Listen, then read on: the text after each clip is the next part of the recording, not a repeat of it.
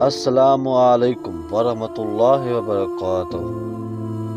بالکل جنگ صفین اسلام کی تاریخ کا ایک اہم اور المناک واقعہ ہے جو خلافت امام علی علیہ السلام اور امیر شام معاویہ بن ابو سفیان کے درمیان پیش آیا۔ اس جنگ کے اسباب، واقعات، نتائج اور اثرات بہت گہرے اور دور رس تھے۔ آئیں اسے مکمل اور ترتیب وار دیکھتے ہیں۔ جنگ صفین کا مکمل واقعہ پیش منظر۔ حضرت علی علیہ السلام 35 ہجری میں خلیفہ بنے۔ جب خلیفہ عثمان کی شہادت کے بعد مسلمانوں نے آپ کی بیعت کی، حضرت علی نے گورنروں کی تبدیلی کا فیصلہ کیا، مگر معاویہ بن ابو سفیان جو شام کا گورنر تھا نے بیعت سے انکار کر دیا۔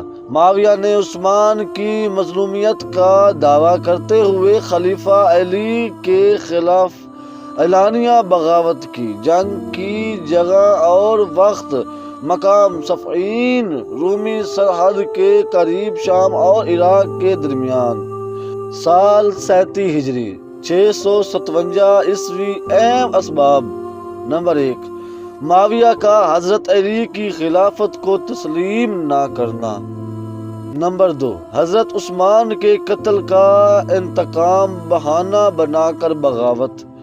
نمبر 3، سیاسی اقتدار کی جنگ جس کا مقصد علی کی خلافت کا خاتمہ تھا۔ جنگ سے پہلے کی کوشش مولا علی نے کی، خطوط اور سفیر بھیجے تاکہ صالح ہو، مگر معاویہ نے انکار کیا۔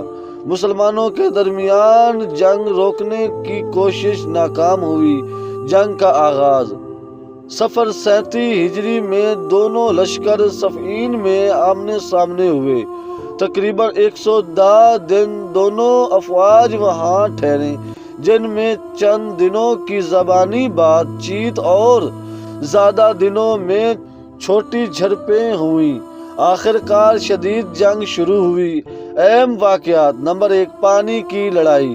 معاویہ کی فوج نے پانی دریائے فرات پر قبضہ کر لیا۔ مولا علی نے لشکر کے ساتھ حملہ کر کے دریا کو کھلوایا تاکہ پانی سب کو ملے۔ نمبر 2، شدید لڑائیاں۔ دونوں طرف سے کئی اہم افراد شہید ہوئے۔ حضرت عمار بن یاسر جو علی علیہ السلام کے لشکر میں تھے، جنگ میں شہید ہوئے۔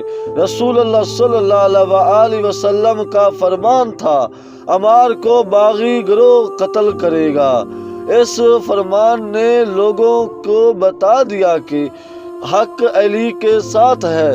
نمبر 3، جنگ کا نیا موڑ، حکمیت تحکیم۔ جب معاویہ کی فوج شکست کے قریب تھی، انہوں نے قرآن نیزوں پر بلند کیے اور کہا کہ قرآن کے مطابق فیصلہ ہو۔ یہ ایک چال تھی تاکہ جنگ رکے اور علی کی فتح نہ ہو۔ حضرت علی علیہ السلام نے جنگ جاری رکھنے کا ارادہ کیا، مگر ان کے بعض ساتھیوں، بالخصوص کوفہ کے قبائلی لوگ، نے زور دیا کہ صلح کی جائے۔ 4 تحکیم ثالثی کا فیصلہ: دونوں جانب سے ثالث مقرر ہوئے۔ حضرت علی علیہ السلام کی جانب سے ابو موسیٰ اشعری، جنہیں کچھ لوگوں نے زبردستی منتخب کیا۔ معاویہ کی طرف سے عمرو بن العاص نے چالاکی سے ابو موسیٰ سے علی کی خلافت سے معزولی کا اعلان کروایا، مگر خود معاویہ کو خلیفہ قرار دے دیا۔ یہ تحکیم ایک سازش تھی جو علی کے خلاف کی۔